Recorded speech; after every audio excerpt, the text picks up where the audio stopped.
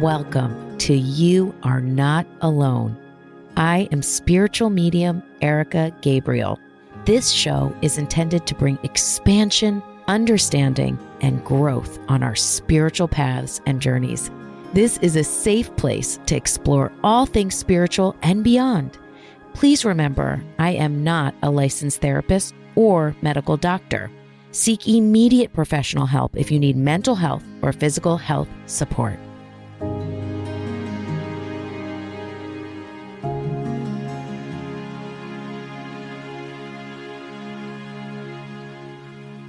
Hi, guys. Welcome back to You Are Not Alone. So happy you're here. I feel like we need to talk boundaries. And when I think of talking boundaries, I think like, let's talk boundaries. Shall we? Let's talk. Let's sit down and talk boundaries. Does anyone else need to talk boundaries? I don't know why I turn into that accent when I want to talk about boundaries. I don't know what's happening, but that's how I feel. So I really wanted to talk about boundaries today. It's interesting. I was listening to a podcast, Michael Beckwith's podcast. He's probably been my greatest teacher. Let's see, when did I start going to his spiritual center? So 23 years ago. I've been listening to him for 23 years and I love him so, so much. So I was listening to his podcast. I love his podcast. And I searched because I want him to do solo episodes too. I love the guests too. Like he has extremely special guests on his podcast. But I wait for him to do just some solo episodes. So it's been interesting this season because I've really been doing solo episodes. And I've gotten a lot of response saying, love the guests and love the solo episodes. So that's been really cool. And today I just was thinking so much about boundaries. And it's actually, I used to kind of stockpile episodes. Like I would have maybe 3 or 4 and then roll them out. And this season, I just couldn't do it. I really felt like I needed to feel it and like feel it that week and what was kind of going on energetically that week and then put out the podcast. And then I was laughing thinking about that because I'm like, an artist needs to get the inspiration and cannot be pushed. You know what I mean? Like, it sounds a little much, but that is truly how I've been feeling, that I needed to feel the vibration and the energy of people that listen to this podcast and what is going on right now, not what was going on 4 weeks ago. So you guys are going to be hearing this just a few days after today. And the holiday, we just had Thanksgiving and was thinking a lot about boundaries and have been thinking a lot about boundaries in my own home. So that's been really interesting. So today, this kind of all goes in together, and I promise there's a tie-in with everything. But I was sitting in my house and with my husband, with my kids. We've had an awesome break, right? So we had 2 half days and then 2 days off and the whole weekend all together. And it's been so fun. We've had some time to relax together and all of that. And then I realized today I was just feeling so weird and so off and so not myself. And I was like, oh, I haven't been alone. And I feel so incredibly disconnected. And my husband and I were in the middle of literally filling out holiday cards or whatever to send out. And I was just like, I have to go. And he was like, okay. I'm like, I need to leave right now and I need to go for a walk. And he's like, well, can you wait till we finish this? And I'm like, I really can't. I really need to go outside. And I feel like at that moment, I just tuned into myself and was like, oh, I'm feeling disconnected to myself. And then I feel like when I'm disconnected to myself, I'm not as good of a partner or a mom or anything like that. And it just made me really start thinking about boundaries and about managing your own feelings, especially when around family or even lack thereof family or a family you don't get along with, right? Luckily, thank God, knock wood, I get along wonderfully with my family. So it really came up today, and how often we want to kind of go like, I'm out of here, but we don't. And then I bumped into some fear because I have some hip and back injuries and I haven't really been able to walk that much. So I was just like, you know what? Just no fear on saying you got to leave. No fear on just going for this walk. You can turn around and go back home anytime. Just get the dog and go for a walk. And it's like in my mind, I'm like, this is insane. This is how much work I have to do for go for a walk. And then I was like, you know what, man? Just be here now. So what? So right now at this moment in time as Erica, you need a lot of negotiating with all aspects of yourself and all aspects of your family life to just go take a fucking walk. It's like, it's so ridiculous, but at the same time, life gets so much sweeter. It gets better that you have people that care. If you're just like, yeah, peace, I'm out of here. You know what I mean? I'm like, sweet, these people care. But also I think our mind plays like gymnastics on us. So I'm going for a walk and it's feeling good. I'm feeling good. I'm feeling more grounded. My hip back is okay. And I stop randomly. This is like a 4-mile trail, which I can only do like, I don't know, half a mile now. I used to do the trail every single day. And I just stop by like a lamppost. Is that what it's called? Lamppost, light post. And I'm kind of stretching on it. And I look down and there's like 3 little numbers in the very bottom of it. 111. And it was just like, hey, keep it popping, girl. Keep it moving. Just a little wink from spirit. Like, listen to your own limitations, listen to your own boundaries, what you need. A lamppost. I'm going to post a picture of it. Remind me. A lamppost at the bottom. Actually, I posted it, a reel of it, REEL, a reel of it on Instagram. Literally, long trail, just stopped, stretch. I looked down 111, and it was just like, keep going, keep it moving. You're on the right path, and you don't have to be mad or annoyed at yourself. This is where you are right now. And it just felt so awesome. Like, yeah, this is great. I don't have to be annoyed at myself or annoyed at anyone else. And in fact, you can be proud of yourself for being injured and, just walking out. And it felt really good. And it made me like, yeah, okay, this is such a great message for everyone. Listen to yourself, listen to your needs, listen to your boundaries. And then the 111, I was like, yes, hello, thank you. That felt great. And it was just the idea of like, everything is so impermanent. Like, it's not permanent that you're not feeling great. It's not permanent. None of it is. So just vibe it, feel it, vibe where you are, feel where you are. It's okay. People do amazing things, and from that, I was kind of walking home and it made me think about this great, I heard Michelle Obama, listen, whether you like her or not, I heard a very interesting interview from her. And she was saying how her and Barack went to therapy, couples therapy, and they had 2 little kids. And she was saying to the therapist, and I may not be telling this word for word, but let me just give you the gist. She was telling the therapist, I wake up and I'm focusing on these kids and I'm exhausted. And Barack is like, okay, cool. I'm going to go to the gym. And he just leaves and goes to the gym for an hour and a half. And I'm just sitting here with these kids, making them food, doing all this stuff. And he literally just leaves. And that makes me so upset. Like, please tell him, like, he needs to, help me. He can't just leave. And the therapist was like, actually, I'm going to talk to you, Michelle. When are you finding your time to go to the gym? Because you're blaming him for doing it for himself. But what about you? That is not his responsibility to carve out time for you to go to the gym. He figured it out for himself. He's like, she has the kids during this time. I'll go to the gym during that time and then I'll come home and whatever. You need to find that time. And I do that all the time. I'm like waiting for permission. It's like, definitely not. This is ridiculous.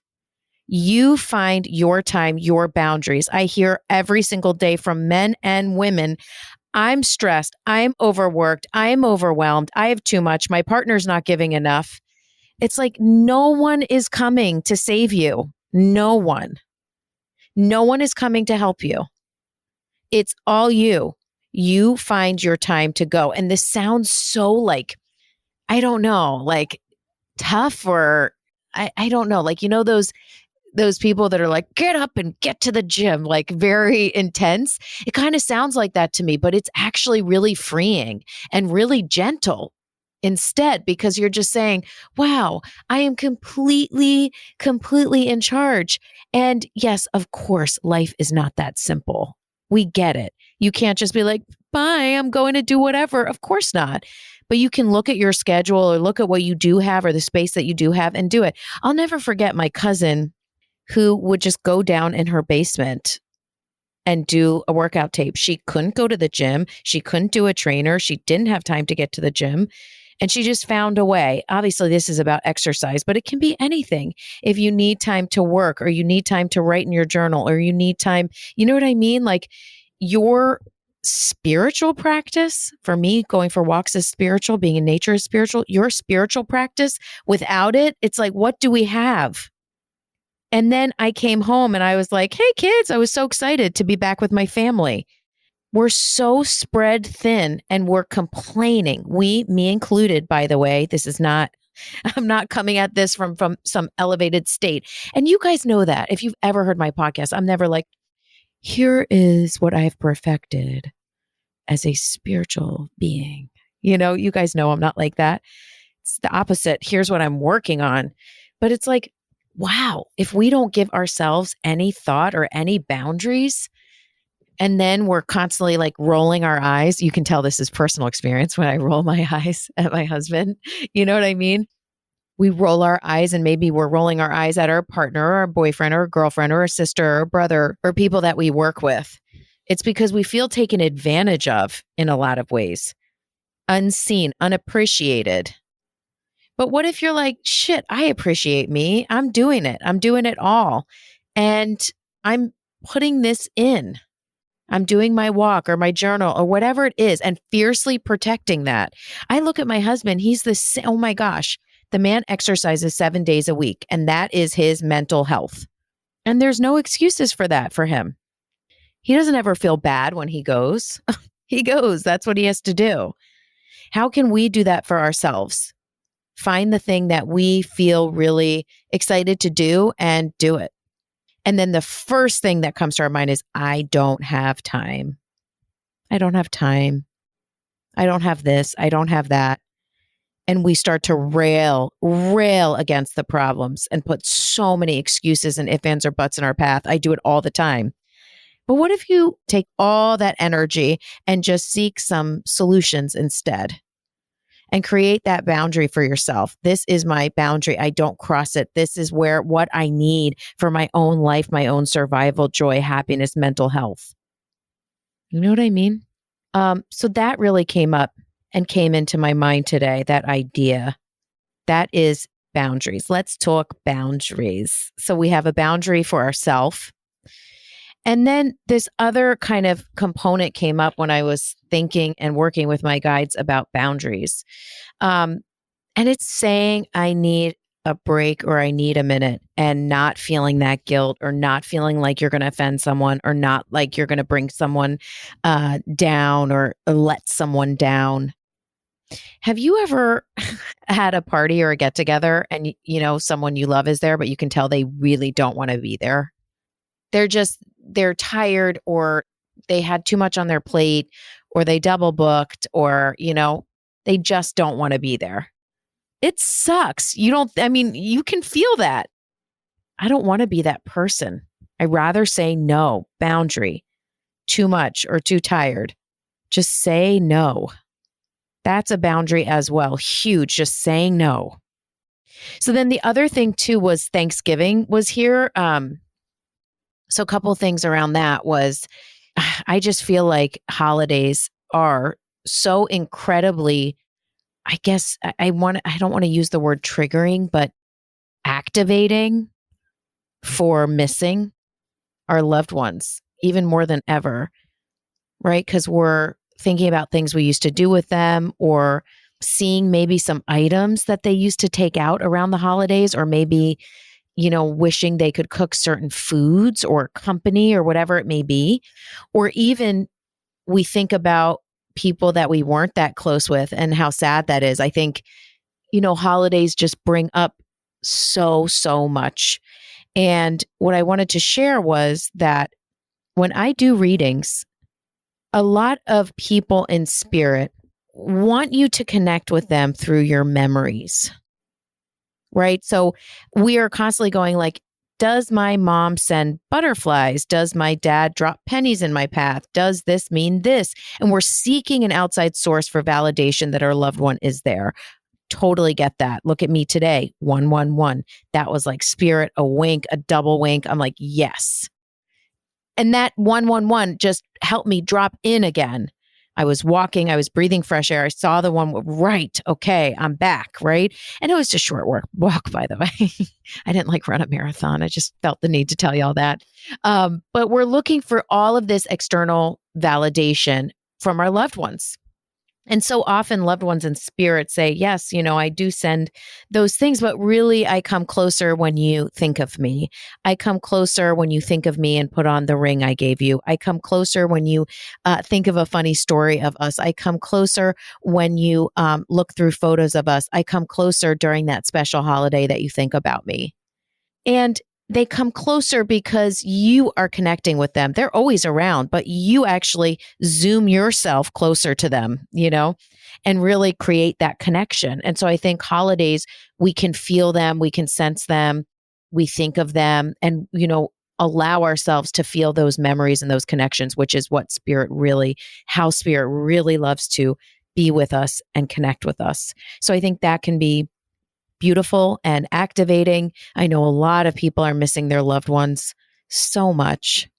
And it's really, really challenging. It was funny. I was watching my daughter today, and she is, she's such a character and such a performer and hilarious and can turn a phrase like I've never seen.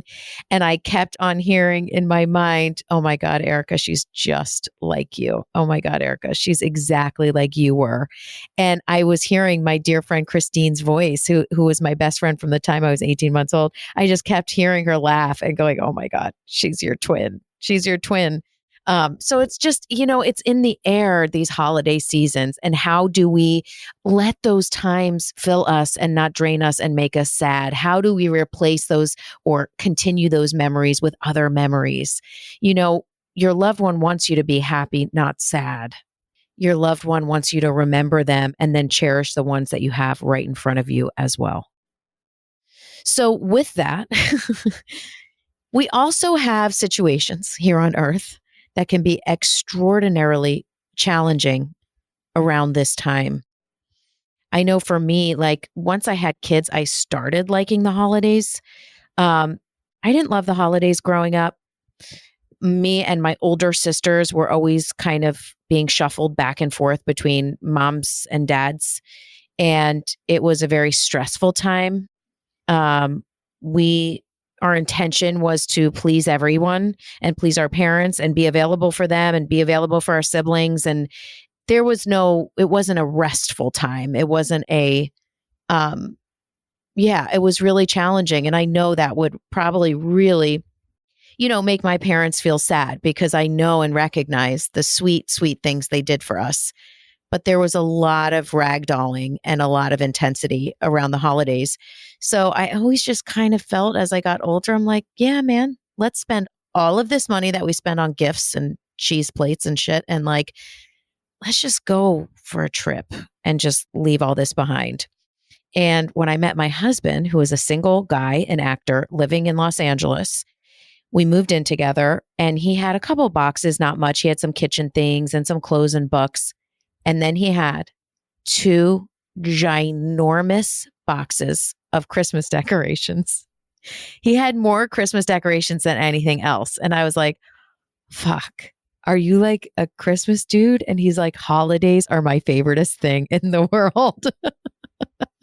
And I was like, oh shit. Okay, so you're here to make me love holidays. And I do. Oh my God. And when we had kids, we were just like, it's so sweet.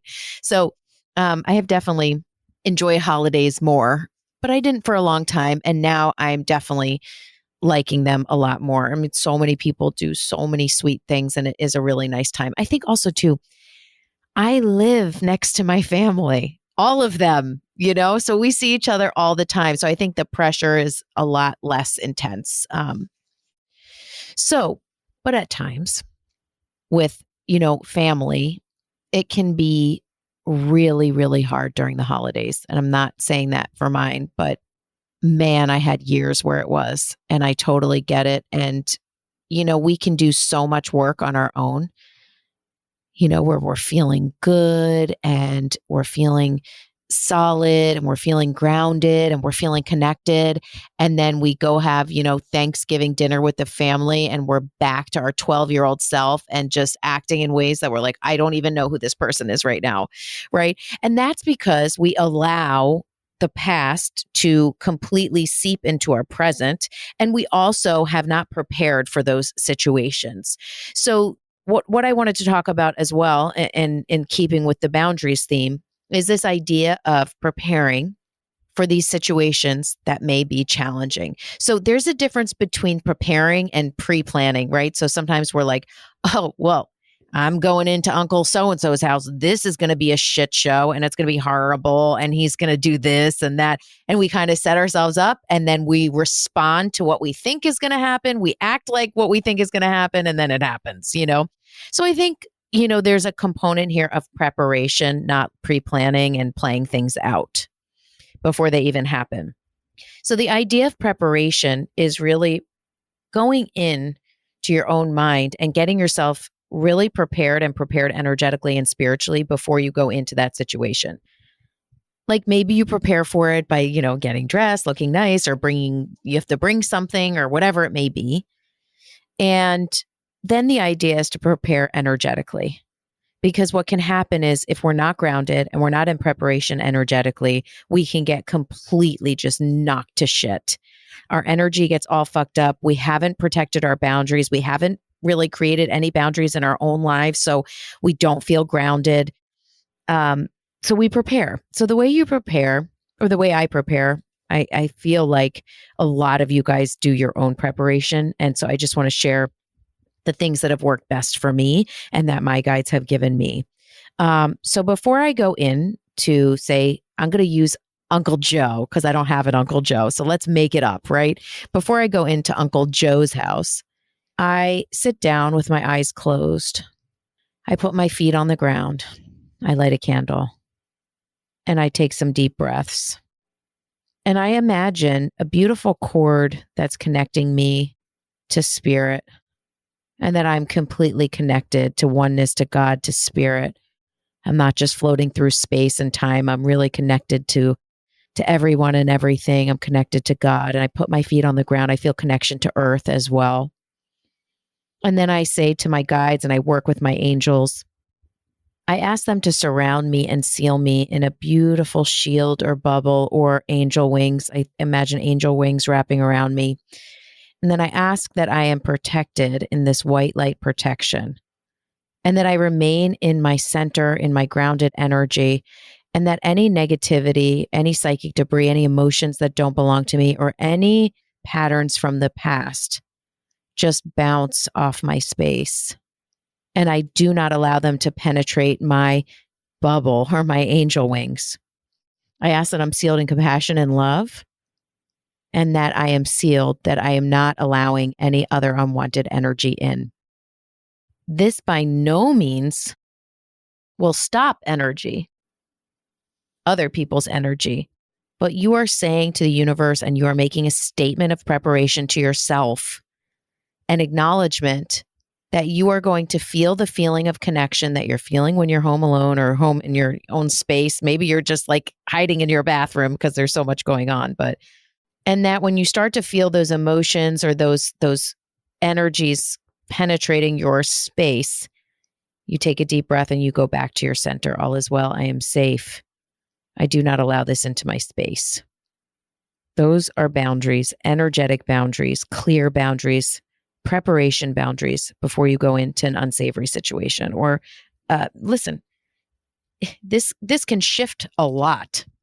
Because if people that normally get you aren't getting you anymore, the energy has shifted. It's changed.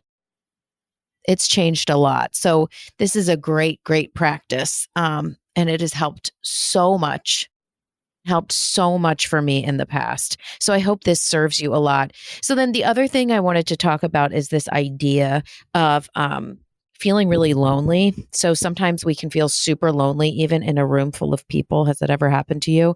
You're surrounded by people and you're like, I feel so lonely. Or you actually don't have people to spend the holidays with and you feel super lonely. And, at that point, it is this idea of going deeper into the acknowledgement that you are not alone, that you are supported, that you are surrounded. Do not get in your own doom and gloom space where you're just, nothing is good and no one understands me or loves me, right? Because you can ride that train as far as you want it to go. You are going to focus on the things that you do have, the people that do see you, the people that do know you, whether you're with them or not. And going into remembering who you are, your heart, your connection to God, your connection to spirit. When I reconnect, going back to God, I am full. And if you don't know how to do that, then take that time. If you feel lonely, go in and connect with your beautiful, already existing connection to spirit and to God. You are absolutely not alone. There is an army of people in spirit with you. You are safe and you're not alone. So the other thing too that I wrote down, totally random, I'm just looking because I took some notes. Let me tell you my notes really quick. They're a little crazy because I just will brainstorm. Here are my notes. I can't make it. I need a break. No. Let go or speak up. Stay somewhere else. You may offend. I can't afford it. Surround in light. Preparation. So we've hit a lot of it. The no and the I can't make it and the you may offend is when you're feeling overwhelmed, like we were talking about with the party and you don't want to go. Just say, I can't make it. Has anyone ever told you, oh, I can't make it? And you're like, okay. Has anyone told you, I can't make it? I have to work. And you know that they're just looking for something to say, which is totally fine. I never get mad when someone does that. That's what makes them comfortable, But wouldn't it be cool if they were like, I can't make it. I really don't want to go. I'm feeling exhausted. I really hope you can understand. You'd be like, totally, shit. Thanks for telling me, instead of coming and feeling drained. So that was that. I'm just looking at my list. And you may offend some people, but if you offend them, fuck. Can you deal with that? I can't deal with people I offend. I can't. Stay somewhere else. So something that, we do a lot when we are getting with family, even if especially when we live far away, is we have to stay with them. And that can be unbelievably stressful and activating. So I had written down, stay somewhere else. Rent a room, get an Airbnb, see if you can stay with a friend, see if you can get some separation. And sometimes that's not possible because we can't all afford a hotel room. Everything is so expensive. But I think sometimes we're like, I'm going to offend my parents or I'm going to offend my friend or my cousin or whatever if I don't stay with them. Who cares? Just say it. At the end of the day, I need my own space. Okay. Just say it. And if you can't do that and you need to stay somewhere, that's just how it is. You can white light yourself before you even step into that home, just like we practice. Sometimes when I'm staying somewhere I don't feel good, I will white light the room. I will seal the room in a protective bubble so that when I'm sleeping or when I close the door, I'm sealed and I feel safe. That is a boundary. Boundary. I take care of myself. That's a huge boundary I cannot cross. I don't push that boundary. This is what I need. I create a beautiful boundary around myself so that old things don't just shake me and knock me off my feet. I elevate my energy towards spirit and towards God when I'm feeling low or feeling lonely or feeling alone.